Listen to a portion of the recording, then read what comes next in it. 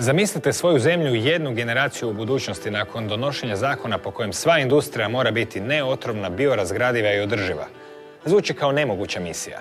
No ona postaje moguća ako poznajete jednu posebnu biljku.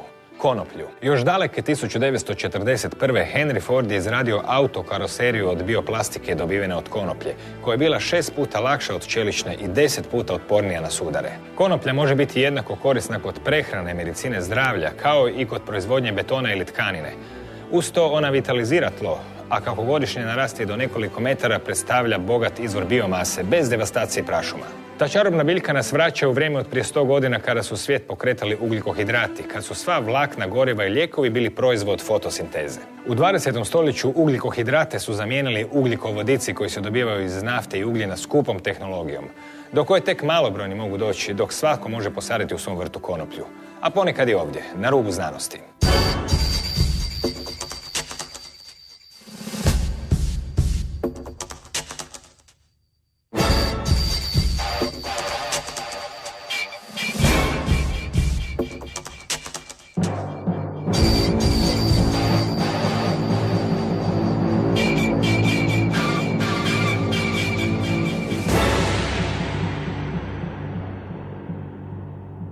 Dobro večer.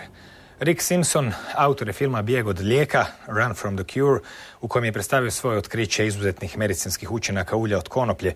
Svega je to učinilo jednim od najvećih stručnjaka na tu temu, pa ćemo se danas raspitati kakve sve proizvodne i poljoprivredne mogućnosti krije industrijska konoplja, kako bi to uopće ekonomija bila temeljena na konoplji, a potom ćemo raspraviti i nevjerojatne medicinske mogućnosti te biljke. Dobro večer. Nice to be with you. Za početak, koje sve mogućnosti ta biljka koju zovemo konoplja i znamo da postoji kao industrijska konoplja zapravo krije, koje smo danas u velikoj mjeri i zaboravili i na neki način su nekad bile uobičajene pa danas su skoro egzotične? Well, it's basically limitless. I mean, we can use the plant in so many different ways. You know, food, fuel, fiber, textiles. The list is endless. They estimate today that we can build 50,000 different things from the hemp plant. You know, hemp plastics, a wonderful fuel supply, both diesel and, through ethanol.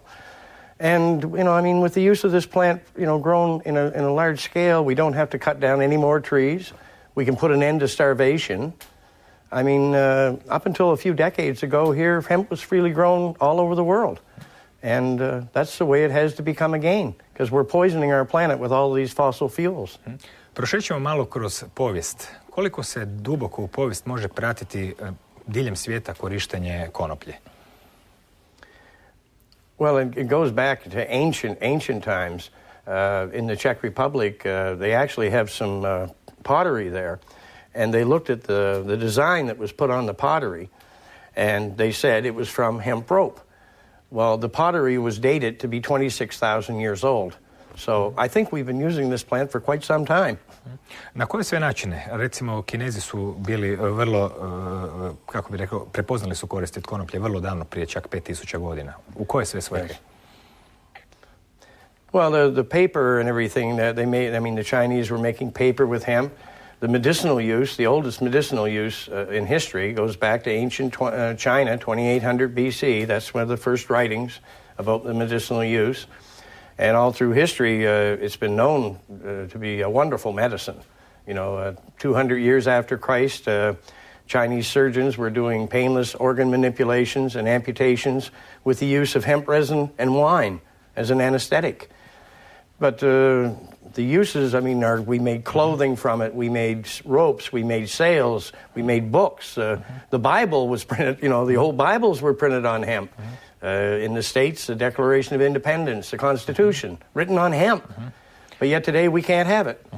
Jedan stari mornar mi je ispričao kako su užad od konoplje koja su se prije koristila na brodovima bila neizmjerno zapravo čvršća od bilo kakvih sintetičkih vlakana. Koliko sam shvatio, i jedra su se isto radila nekada od konoplje, od tuda je njihov izraz. Yes. Well, the hemp ropes were very strong. But the biggest thing with the use of hemp, it's earth-friendly. It's not plastic. It's not polluting our environment. Like you see plastic everywhere along, ocean frontage today, buckets, pails, things that float in from the ocean. And they'll sit there for years. If they were made of hemp plastics, they would just be biodegradable and they would do no harm to the earth. Izraz canvas za jedra zapravo i dolazi od riječi kanabis, toliko je bila popularna u tim mornarskim poslovima. Spomenuli ste da je odjeća od konoplje praktički neuništiva. Je li to točno ili je to tek mit? Oh, it's wonderful clothing. As far as I know, the word cannabis is actually the Dutch pronunciation for cannabis. But, back in the 1800s, Levi Strauss, when he made his first, what we called blue jeans with the studs in them, he made them out of hemp plants, they were made from the hemp plant. But here, not too many years ago, a couple cowboys discovered a pair of these old pants laying out on the prairies. They took them, and they were still pants after, and they were over 100 years old. They took them and they dated them. And these were some of the old original hemp jeans that Levi Strauss made, and they sold them at auction for $150,000. Nije loše za jedne hlače. Kada pričamo o utjecaju konoplje na tlo, koliko se u dostupnoj literaturi može pročitati, konoplja zapravo hrani tlo, dapače kada su poljoprivredna tla iscrpljena od kemijske obrade i slično, na sličan način kao i korovi, tako i konoplje mogu vraćati minerale i slično. Kakve su prema vašim spoznajama u stvari utjecaj konoplje na tla i uopće na poljodjelstvo? Well, hemp detoxifies the soil. Soils that have been poisoned, it detoxifies the soil. And, of course, the roots of the hemp plant go very deep, and they stay in the ground. And as they deteriorate, then they're providing nutrients for other crops. But I know in Virginia, they grew hemp there for many, many years, and they didn't have to rotate the hemp crop. They just grew hemp year after year, and it didn't depreciate the land. And like I said, the food source from hemp is just truly beyond belief. One female hemp plant can provide an enormous amount of seeds. And we need that food source today on this earth. Na koje se načine industrijska konoplja koristi kao hrana? I gdje je i ko koristi, s obzirom da ja nisam imao prilike to vidjeti? Well, the hemp seeds themselves, if you have nothing else to live on, if you have hemp seeds, you'll never starve to death. They say that Buddha lived for 6 years on one hemp seed a day. I kind of doubt that. I think maybe it was a handful. But it has all of the omega-3, the omega-6. It has everything you need for healthy life. And it's like I said, when you see people today starving to death in these countries, in these harsh climates, well, hemp will grow in a harsh climate. So we could end all these people starving. Grow the hemp plant. It's the answer. Znači, industrijska konoplja je prilagodljiva i za teške klime. Mogu li se njome sariti pustinje, goli obroci, planina i slično? Well, I would love to do an experiment like this. I would like to go to the edge of a desert somewhere and then just slowly every year take and plant more and more like into the desert. And I'm sure you can reclaim deserts, because another wonderful aspect of this plant with the roots going so deeply, like you can prevent soil erosion. That is so bad now, like in Madagascar and Borneo. They cut their trees down, the soil is all eroding. If they would just plant hemp plants, that would stop the erosion. Mi ovdje u Hrvatskoj imamo jednu planinu koja se zove Velebit, koja ima gole obronke tamo gdje su prije bila stabla, pa često puta zamišljam kako bi zapravo nasadi konoplje mogli ponovno revitalizirati sloj. Prema ovom što vi kažete, to bi zapravo i moglo.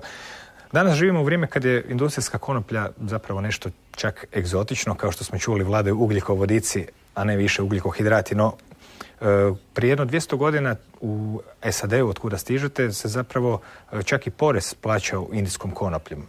Zbog čega? O čemu se tu radilo? Well, there were actually, where hemp was so necessary in those times, back in the 1700s, if you were a farmer in North America, you were forced to grow hemp. It was against the law not to grow it, because they needed that source for their canvas and for their ropes and their paper. It was widely used.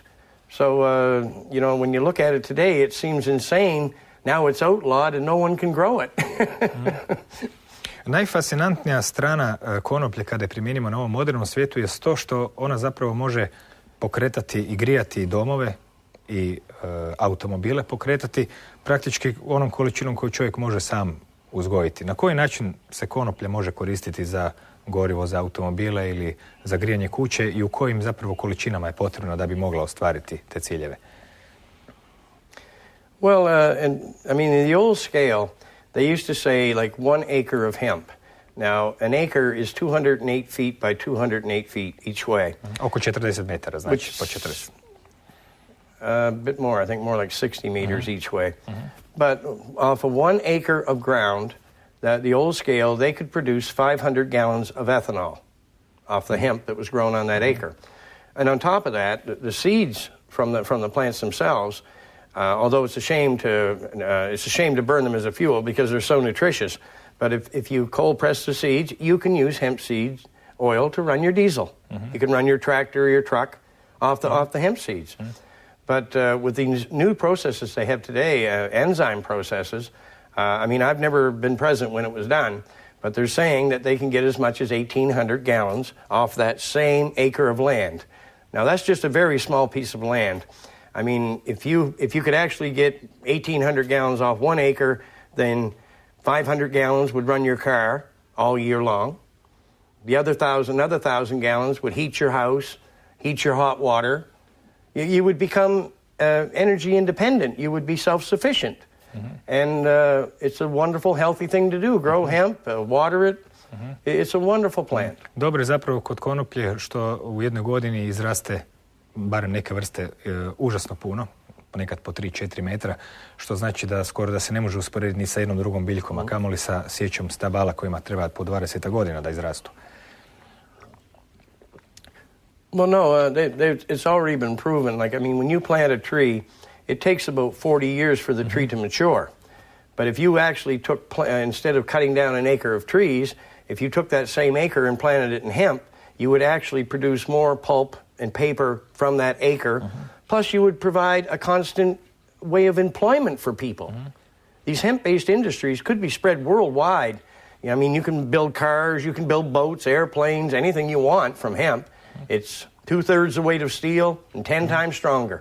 Malo je poznato da se od konoplje može dobivati vrlo dobra plastika u stvari. Uglavnom je danas dobijamo od naftnih derivata, međutim konoplja je također sposobna, ako sam dobro shvatio, proizvoditi bioplastiku. Oh yes, hemp makes wonderful plastic. Everything that we have today can be made with hemp plastic. And the amazing thing with that plant, it's got the highest cellulose count of any plant on Earth. It's something like 77%, and that's what makes it such a wonderful energy source. Na internetu se danas može naći slike puno proizvoda proizvedenih od konoplje. To su potpuno u našoj svijesti nepovezive stvari kad vidite tenisice od konoplje, električne gitare od konoplje, stolove od konoplje, stolce od konoplje i sve ovo drugo što zapravo prikazuju slike koje se mogu vidjeti. Najfascinantnija priča vezana uz konoplju je kada, to sam nedavno saznao, da se karoserije automobila mogu i da su se stvarale efikasno upravo od konoplje. Kada je to bilo rađeno i s kakvim učincima? Well, it was 1941. Henry Ford brought out his hemp car. And it's all over the internet. The pictures are there. It's a very nice looking automobile. But there's some very famous footage of him out there with a sledgehammer in the wintertime hitting the trunk of a car, the back of the car, with this sledgehammer. And he couldn't even put a dent in it. But yet we drive around today in metal cars that rust. Hemp doesn't rust. We should all be driving around in hemp cars. It would be safer and they would last forever. Koliko sam shvatio, ti karoserija od bioplastika od konoplje je lakša i čvršća. U kojoj mjeri? Well, it's 2/3 the weight of the steel. If you had a same size car and a steel body, it would weigh 3,000 pounds. But if you have it made of hemp, it would weigh 2,000 pounds. So 1/3 lighter, but yet it is 10 times stronger. The material is 10 times stronger than steel. I tek kad se čovjek oporavi od tog šoka da može svirati na električnoj gitari od konoplje ili džogirati u tenisicama od konoplje ili voziti auto na konoplju ili grijati kuću na konoplju ili slično, dolazi iznenađenjima nema kraja. Naime, od konoplje se također može proizvoditi i beton, odnosno građevni materijal za kuće. Na koji način se to radi i o kakvom je materijalu riječ i kakve su njegove osobine u odnosu na klasične betone koje koristimo? Well, ordinary concrete, most of the time, I mean, they're mixing rocks and gravel in with it until it hardens up. Well, in this case, the hempcrete I seen in the Czech Republic, they had just taken small pieces of hemp from the plant that was dry, and they mixed that in, instead of the rocks. And it made it more like an insulation. So it would be easier to heat. And but the building materials, I mean, it's limitless. You can build lumber from hemp. You can build anything that you can imagine. A table, chairs, your car, your home, everything could be built from hemp. Drugim riječima, od biljke koja raste u vrtu iza kuće. Danas industrijska konoplja, pogotovo onaj njen bratanac koji ima i medicinske učinke, a u sebi sadrži THC, u većini zemalja nije zakonski dopušten. Međutim, kao što smo vidjeli, u prošlosti je konoplja bila prihvaćena i uobičajena biljka. William Randolph Hearst, američki magnat, je 30. godina pokrenuo jednu zapravo dosta histeričnu medijsku kampanju o ludilu od jointa, pa se onda počelo slike kanabisa i te kulture za vlakna i važnog izvora ulja vezati nekakvi citati kao recimo pogana vražlja trava s korijenjem u paklu i slično. I u stvari suzbijanje konoplje popločila put jednoj sasvim drugoj vrsti svjetske ekonomije, u čijim rezultatima imamo danas prilike uživati dok vozimo super skupi benzin ili se poljoprivredna tla uništavaju obradama i slično. Naravno, umjesto konopljenih vlakana imamo petrokemijska, najlon, polijester i sve što smo već rekli. No, ono što je također zanimljivo jest da je u 19. stoljeću konoplja bila praktički uobičajen izvor sirovine za izradu raznih lijekova. Na koji način se konoplja u farmaceutskoj industriji u njenim početcima koristila, sa kakvim učincima, do kada je to zapravo bilo legalno? Well, the pharmaceutical industry more or less came into the aspect of hemp medicine in the mid-1800s. Now, it was known throughout history that hemp was the most medicinal plant on earth. The ancient Persian religious text, the Vinedad, written 700 years before Christ, they listed the most medicinal plants known to man. Now, this is 700 years before Christ. The number one plant on that list, cannabis hemp. So it's no secret, what this can do as a medicine. But all through history, they used it as a medicine, and then in the mid-1800s, well, the pharmaceutical companies in those days, what was common practice? They would make the essential oils from many different medicinal herbs and plants and provide them to the people as a medicine. But there was only one problem with what they did is, obviously they would have made the essential oil from the hemp plant since it was known to be the most medicinal. Well, the minute they produce that oil, they're producing the same oil that I've been healing everyone with. So the pharmaceutical industry, I think, has known how to cure cancer, I'd say, for at least 150 years. And, I've looked into this very deeply. Eli Lilly, Parker Davis, Squibb, these big companies we have today, they were all, back years ago, they were all providing hemp-based medicines. But not one of them ever provided the essential oil from the hemp plant. They provided tinctures that were watered down with alcohol, or Eli Lilly in the 1880s sold hash pills as painkillers. So, they're certainly familiar with what this plant does. But the problem was, in those days, you couldn't patent the plant. And farmers everywhere were growing hemp every place freely. There was no law against it. And I think those drug companies lived in fear of, if those farmers found out that if they could make this simple oil from the crop they were growing in their backyard, well, the drug companies would be out of business. So then in the 1880s, they started putting chemicals together. And then you can patent that. So that's what they did. And then in the early 1900s, Rockefeller, he came along. Of course, Randolph Hearst, he came along with the yellow journalism, against hemp, the assassin of youth. What a joke. But Rockefeller, he started the medical foundations around 1906. Him and his rich friends got together. And in those days, there was two forms of medicine. There was the empiric medicine from plants, and that's what most people were still, going. If they got sick, they went to the guy that sold the empiric medicine. And then there was the other fella, he was doing the allopathic medicine from chemicals. But they weren't getting much business. But when Rockefeller and his friends formed the foundations, they went the allopathic approach. They shoved the empiric medicine right out the back door. They went the allopathic approach because who owned the chemical factories? They did. How did they sell their chemicals to the public? Well, we make it into a medicine. And basically since that time, the public has been taking chemicals thinking that it's going to heal them. And chemicals and poison don't heal. They're harmful to the body. Natural medicines from plants, empiric medicine. And hemp is the queen of all empiric healers. It should have never been outlawed. It's the most wonderful medicine on this planet. Zanimljivo je što se konoplja zapravo može oprašivati i bez pčela, pogotovo u današnje vrijeme kada vidimo da, nažalost, pčele na tajanstven način umiru i nestaju po svijetu. Well, yes, the bees are dying at an alarming rate, and that is very serious news for mankind. But another piece of good news when it comes to the hemp plant, there's males and females. They come in both sexes, and when the males open their pods, then the wind, they don't need a bee. The wind will carry the pollen to the female, and then the female will seed. So even without bees, if we grow hemp, we won't starve to death. Prošli smo sada kratko povijesti i sve mogućnosti koje konoplja pruža. Danas se na sve više mjesta u svijetu počinje prepoznavati medicinska, a i razna druga vrijednost konoplje, a u nekim zemljama našla je svoj legalni put do onih kojima može pomoći.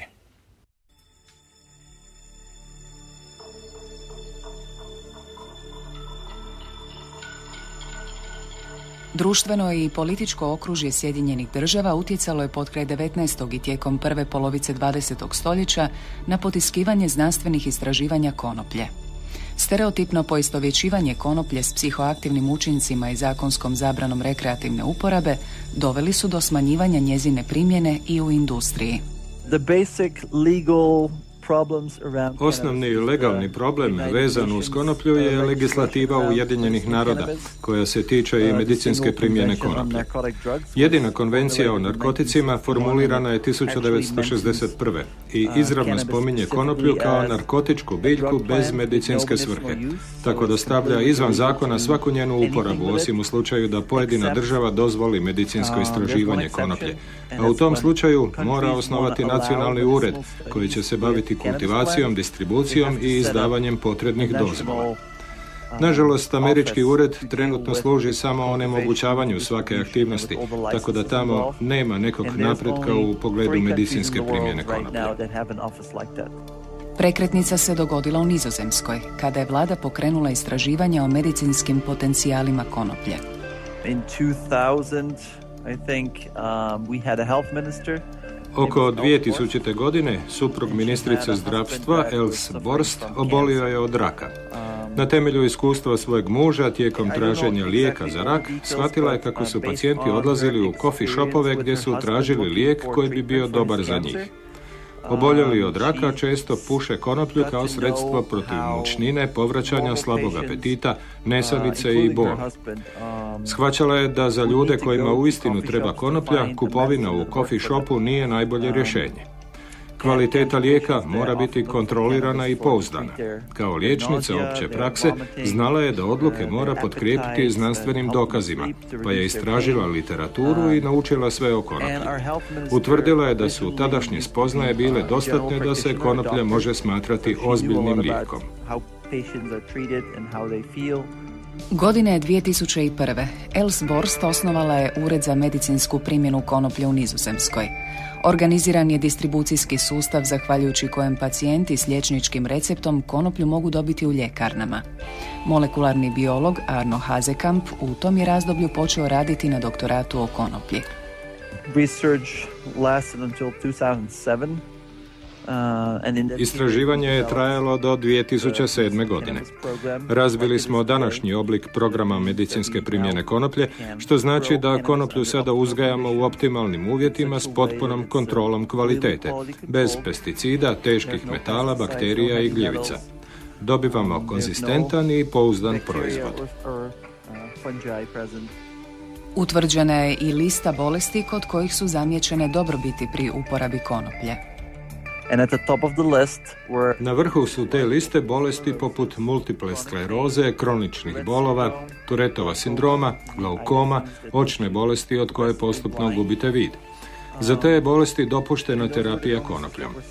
Znanstvena otkrića o konoplji u međuvremenu su napredovala, pa bismo na taj popis mogli dodati i bolesti poput epilepsije i poremećaja pažnje. Osobno sam napravio analitičku studiju svih kliničkih testiranja djelovanja konoplje u posljednjih 5 godina i iz nje je očito da najviše dokaza o djelotvornosti konoplje postoji kod bolesti multiple skleroze, bolnih grčeva i kronične boli. Patim dosta i od nesanica, i od tjeskobe, anksioznosti, a to je sve onda dalje djelovalo na moj principu sveopći razvoj osobnosti, ne? Jer ako ste neispavani, ne možete učiti, mislim, to je lančana reakcija, ne? Onda sam u dobi od nekih 20 godina svojih došao u kontakt sa kanabisom i iznenadao sam se kakve efekte mi je pružio, ne? Znači, jedan osjećaj mirnoće, smirenosti, žgaravica mi je prestala mučiti, počeo sam normalno i spavati, i jesti, počeo sam jednostavno bolje funkcionirati, ne?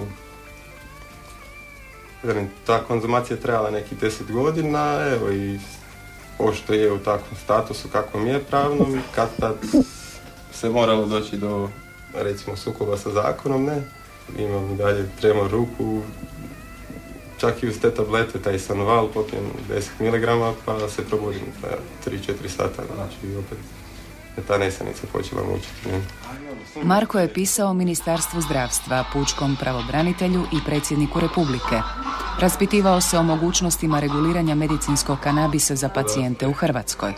O tom problemu razgovarao je i sa svojim liječnicom. Ona isto veli da mi ne može pomoći, da se mogu javiti u Vinogradsku, jer su oni zaduženi kao za uvoz novih lijekova. Pa sam i njima pisao, oni isto veli da su nemogućnosti zbog pravnih propisa tako nešto realizirati u Hrvatskoj.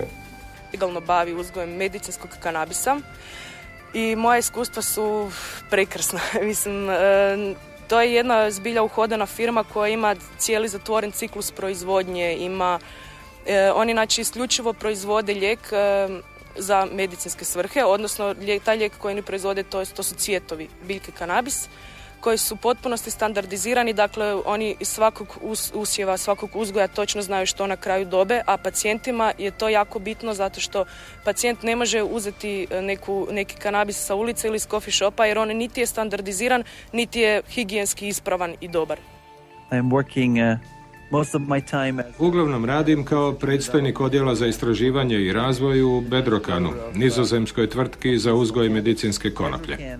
Bedrokan ima dugogodišnje iskustvo u uzgoju povrća i bilja u teškim uvjetima, često i u zatvorenim prostorijama uz kontrolu razine svjetla i vlage, te je bio idealan ponuđač za uzgoj medicinske konoplje. Tvrtka opskrbljuje državni program medicinske primjene konoplje. Njihovu konoplju dobivaju pacijenti, a rabi se i za istraživanja u Nizozemskoj i inozemstvu. Dio uroda odlazi i farmaceutskim tvrtkama koje se bave razvojem lijekova zasnovanih na konoplji. Ograničena agronomska istraživanja o prinosu i kvaliteti stabljike konoplje provodila se i u Hrvatskoj. Istraživanja doktorice Zvijezdane Augustinović s Visokog gospodarskog učilišta u Križevcima pokazala su da konoplja ima izvrsna svojstva. Tijekom kontroliranog uzgoja nisu bili potrebni nikakvi pesticidi, nije se pojavio niti jedan nametnik, tlo je bilo bez korova.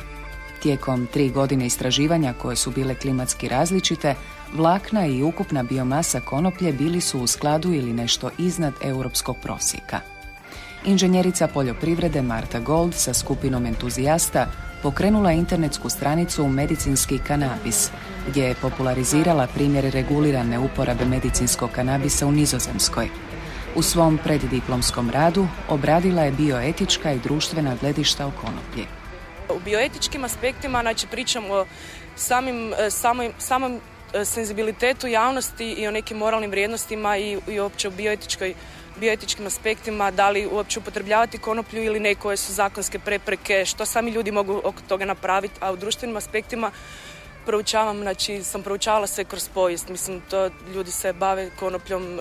Ona je prva biljka koju su ljudi koristili za druge stvari osim isključivo za prehranu. Dakle, 8000 godina prije Krista još postoje podaci da se konoplja koristila i onda društveni aspekt cijeli je nekako koncipiran kroz povijest, šta su ljudi radili dobro od hipi pokreta i šta nije bilo dobro. Zbog toga na kakvom je glasu ona danas. Pa imamo čak i u Bibliji neke spomene kad je Jahve davao recept za ulje pomazanja Mojsiju, onda tu je došlo malo do greške u prijevodu, što kasnije poljska antropologinja Sula Bennett korigira, jer u današnjim prijevodima se spominje biljka kalamus, odnosno mirisna trska, a njezina teza je da se odnosilo na biljku kanabis, a to njezinu tezu je potvrdilo i židovsko sveučilište iz Izraela, koje je najkompetentnije sveučilište u Izraelu. Kad pogledate činjenice oko sebe i stvari oko sebe malo kakve jesu, 2,5% svijeta konzumira kanabis na svakodnevnoj bazi za rekreativne svrhe. To je podatak iz World Health Organization iz 2010. godine. Dakle, svaki od njih bi trebao postati narkoman, ako je takva šablona, ali na kraju krajeva onda možemo isto tako reći. Ja smatram da su statistike jednostavno krive, jer svaki narkoman koji dođe kod svog psihijatra kaže da je počeo sa marihuanom, a nije, nego je počeo sa cigaretama i alkoholom. Cannabis plant could be one of the most useful plants that Konoplja je možda i jedna od najkorisnijih biljaka koje trenutno postoje na planetu. Kanabis nudi najbolja poznata biljna vlakna. Vlakna konoplje su među najčvršćim vlaknima koje možemo dobiti prerodom bilja. Tu je zatim i sjeme, koje sadrži jedno od najzdravijih ulja biljnog porijekla. Tu je naravno i medicinska primjena biljke kanabisa. Dakle, uzmete li u obzir sve te tri stvari, nije čudo da mnogi ljudi tvrde kako ne postoji korisnija biljka od konoplje. Još jedna moguća primjena konoplje, koja se ne može nazvati striktno medicinskom, odnosi se na pitanje životnog stila. Mnogi tvrde da kanabis djeluje na smanjivanje stresa u svakodnevnom životu. To je, siguran sam, nešto kompleksnija uporaba konoplje, no svejedno možete zamisliti kako bi se na mnogo načina mogla primijeniti u svrhu poboljšanja i olakšavanja života.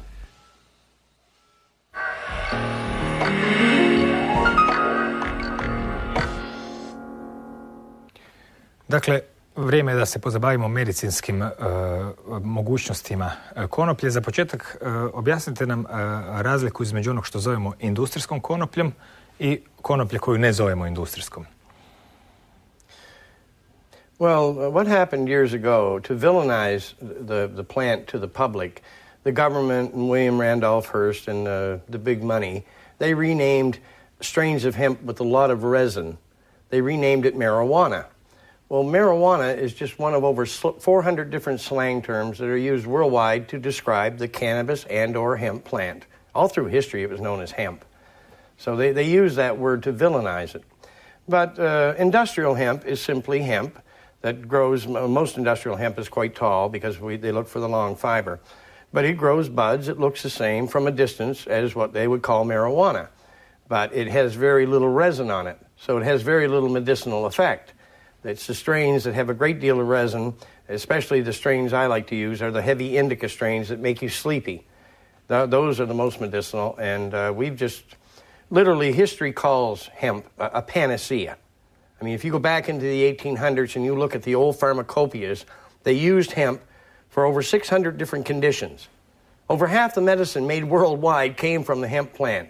Then suddenly in the early 1900s, it was outlawed as a medicine and it was denied from the public. And that was done just through corruption. You know, big money controlling the planet, moving the public to do what they want them to do. I mean, we can't blame the governments of today. We've all been brainwashed about this plant. We've been lied to. But now the truth is coming out.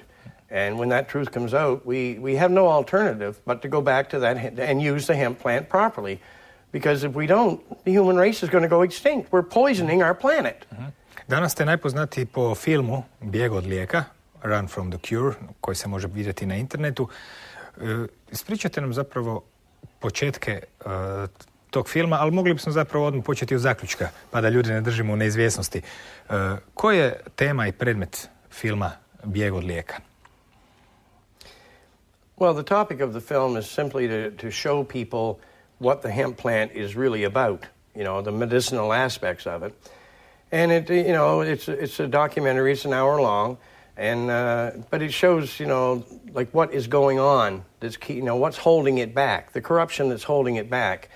Towards the end of it, it shows me going to court over this, and it was totally ridiculous. I mean, a court is, when a government gets ahead of themselves and they wind up putting policies out and laws and acts that really don't make any sense.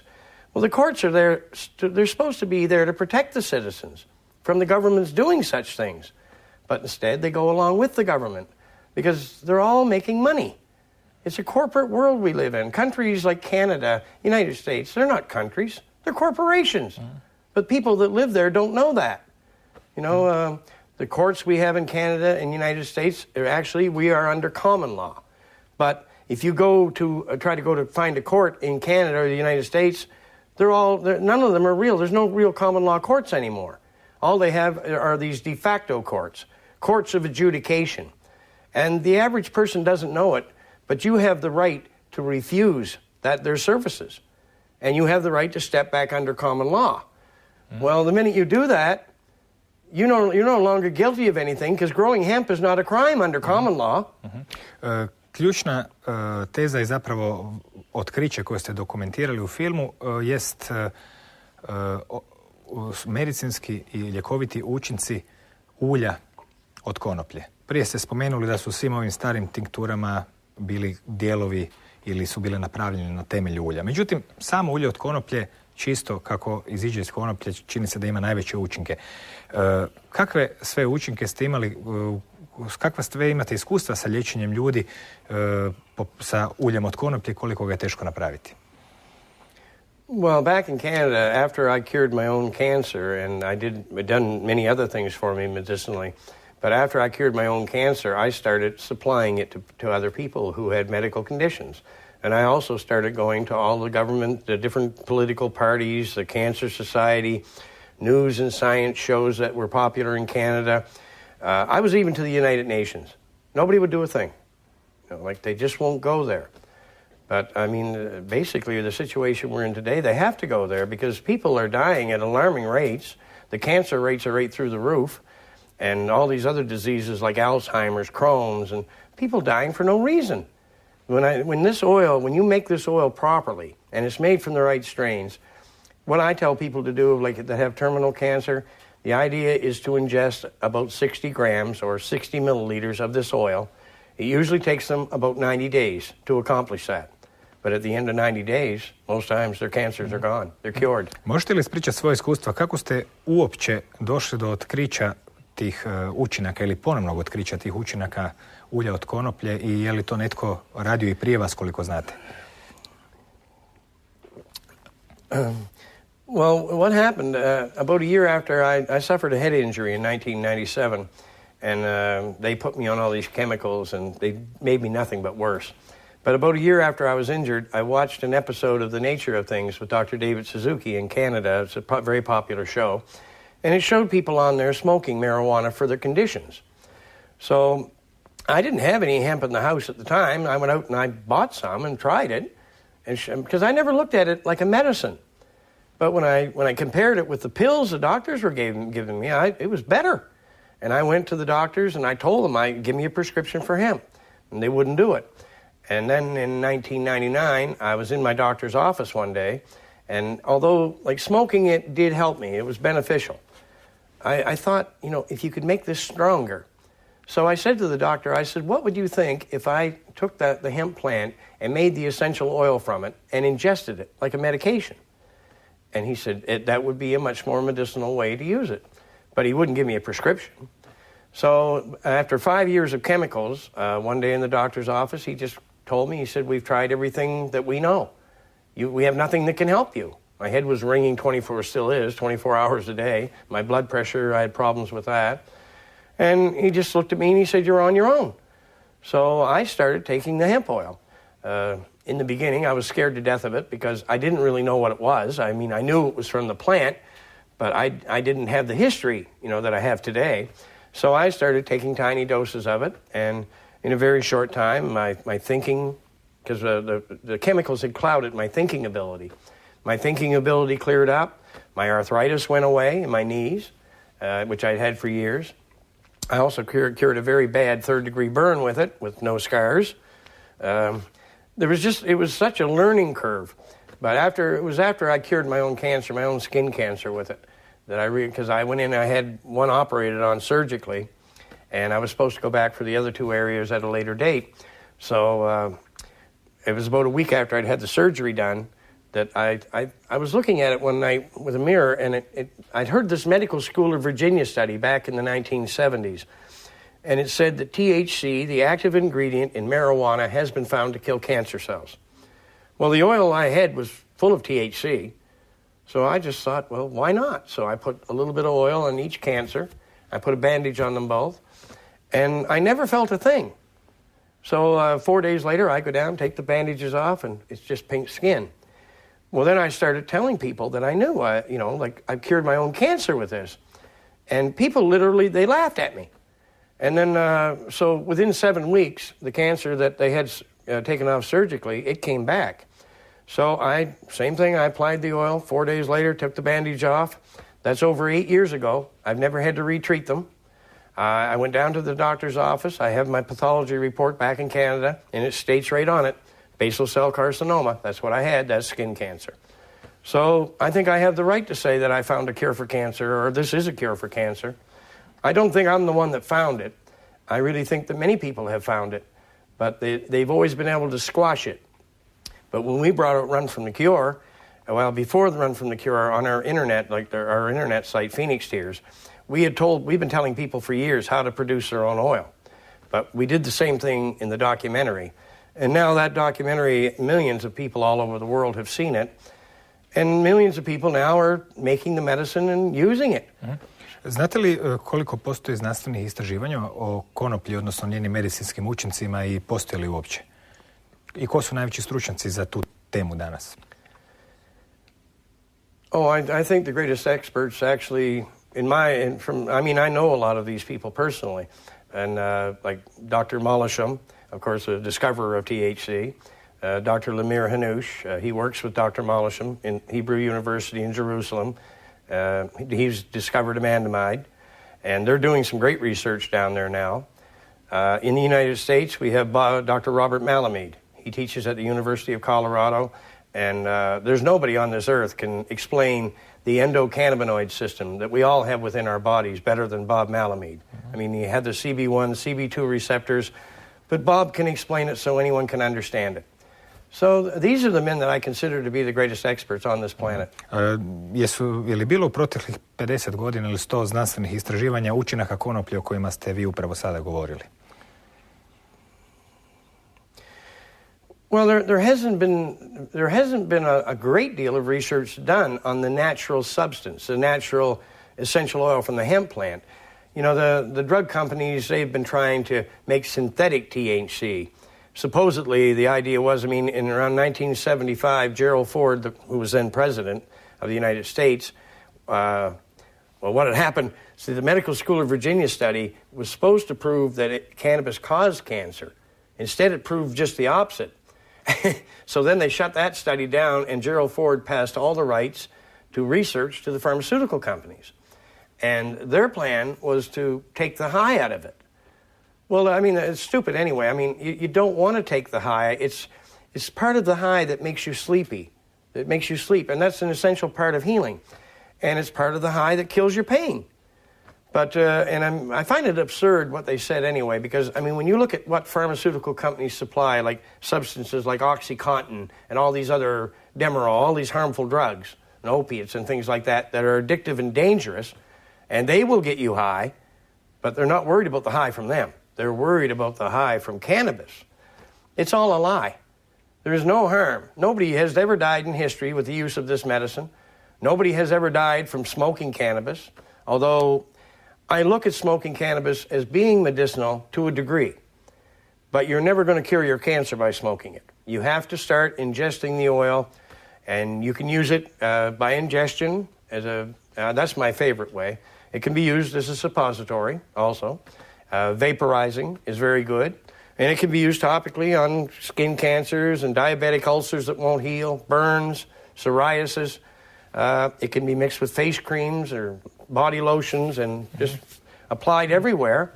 And especially in today's world where we're scared to go out in the sun because of the UV rays, well, put a little bit of suntan lotion with some hemp oil in it, go out in the sun again.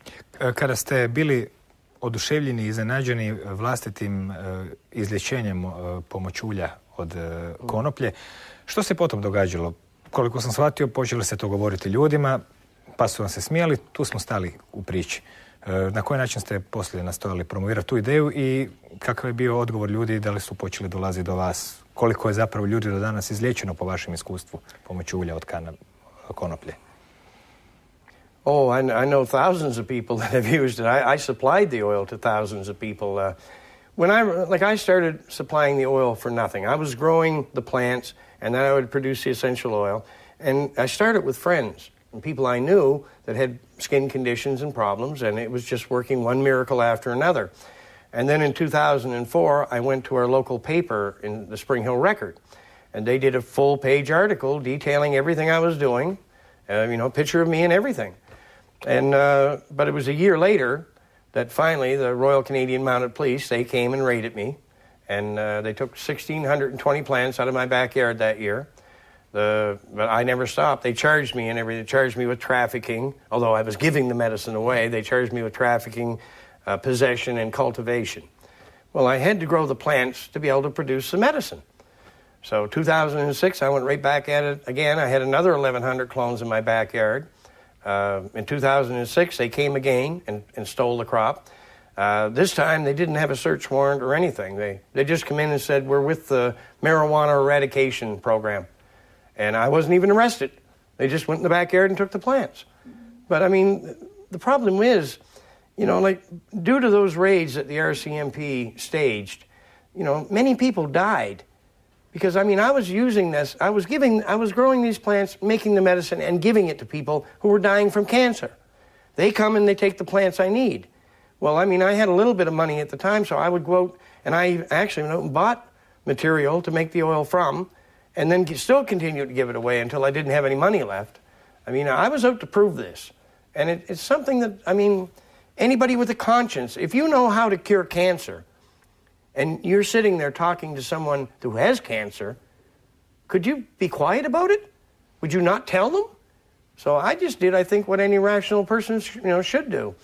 But I supplied oil to, I'd say in the vicinity of somewhere around 2,500 people or more came directly to my home with all types of medical conditions. Everything from arthritis to AIDS. It works on everything. And so I dealt with all those people. And then on top of that, I shipped it all over Canada.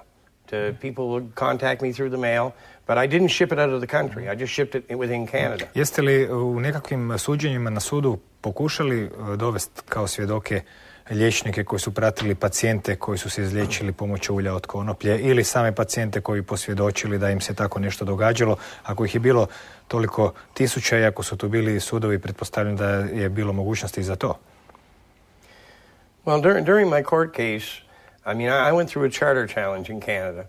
At first, I gathered 48 sworn affidavits from different people that had used the oil. The judge just said that they were anecdotal. They didn't mean anything. And then he sat there and said that I didn't present any life-threatening conditions. Well, post-concussion syndrome that's what I have, and with the blood pressure, it is life-threatening if you don't have the proper medication. And on top of that, I cured my skin cancer. The judge knew this, but... Što je sa tim svjedocima? Pozivali ste ljude na sud? Well, no, the witnesses came in. That happened in the following court case. Mm-hmm. This was the charter challenge. Was the first thing I did. Mm-hmm. But anyway, the judge he came out against it. He said I didn't exhibit any life-threatening conditions, mm-hmm. which was an out-and-out lie, mm-hmm. and he had no right to even make that determination. He's not a doctor. Mm-hmm. So then I went into the Supreme Court of Nova Scotia with it. Same prosecutors, same judge. I had 10 patients ready to testify, and I had brought in 6 doctors. They wouldn't let them on the stand. I had scientific evidence, boxes of it. They wouldn't let me introduce it. Mm-hmm.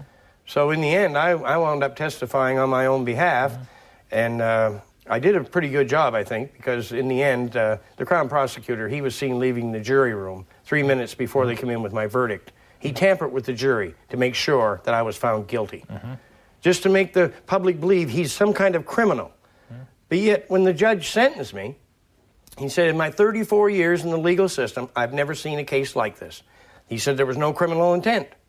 And then he came right out and said, the scientific evidence does exist to back up everything he's saying, plus he has all these patients that are saying the same thing. So I was facing possibly 12 years in jail.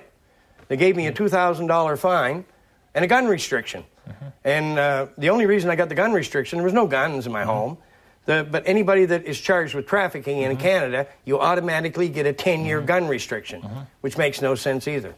Na internetu je moguće u vašem filmu vidjeti kako se proizvodi ulje od konoplje. Pretpostavljam da nije kompliciran proces, pa nećemo sada na njega gubiti vrijeme, s obzirom da pretpostavljam da većina ljudi ima priključak na internet. U kojoj mjeri je ovaj sintetski THC učinkovit, manje učinkovit ili više učinkovit od prirodnog THC-a? Well, no, industrial hemp is not going to produce the medicine, the beneficial medicine that the heavy strains with a lot of resin, that's what you need. So it's hard to compare them medicinally. But I think really, in reality, I think all hemp, even weak hemp, would have some medicinal aspects. But if you're dying with cancer, you want the very best. You need the very best. And you almost have to see the miracles this medicine can work with your own eyes to believe it. But I always tell people, I said, look, don't believe a word I'm saying. You don't have to. Nobody has to believe a thing I'm saying. Simply go out, get 30 grams of good hemp bud, preferably indica, and make the oil. We have very detailed instructions right there on our website at Phoenix Tears. Follow those instructions, produce the oil. Take that oil out, find somebody with a diabetic ulcer, a skin cancer, or a bad burn, put the oil on it, and put a bandage on. Then every 3 days, apply new oil and a new bandage and watch what happens. Now, if that's not curing cancer, and if it's not healing diabetic ulcers and third-degree burns with no scars, I mean, we have to be insane not to be using this. Look at children in burn units. They take them in after a house fire. They have to go through countless surgeries, skin grafts, and they're subject to infections. Well, the minute you take oil and you put it on a bad burn, it's a natural antibiotic, and it's a natural anesthetic. Within minutes, the burn goes out of it. It stops burning, it stops hurting. And it heals in no time. I mean, that hand was hanging in gobs. It was horrible. I mean, I should be all scarred. 11 days. 11 days, totally healed. Just pink skin left. Hvala vam na ovom razgovoru, želim vam sreću i do neke sljedeće prilike. Doviđenja. Bila je ovo dakle priča o jednoj jedinoj biljci koja može, kao što smo čuli u prvom dijelu emisije, zadovoljiti sve potrebe čovečanstva bez negativnih učinaka na okoliš, tlo ili zdravlje. Dapače, baš je zdravlje ono gdje je posebno učinkovita i zapravo čini se skoro nevjerojatnim da takva svestrana biljka uopće može postojati, ali evo je tu. Čeka da je prepoznamo, posadimo u vrtovima, poljima, ogoljenim obrncima velebita kad se radi o industrijskoj konoplji, da nahrani tlo, izvari iz njega otrove, da nas obuče, ozdravi, grije, pa i vozi. Uz ovakve dobre vijesti još vam samo mogu poželjeti laku noć.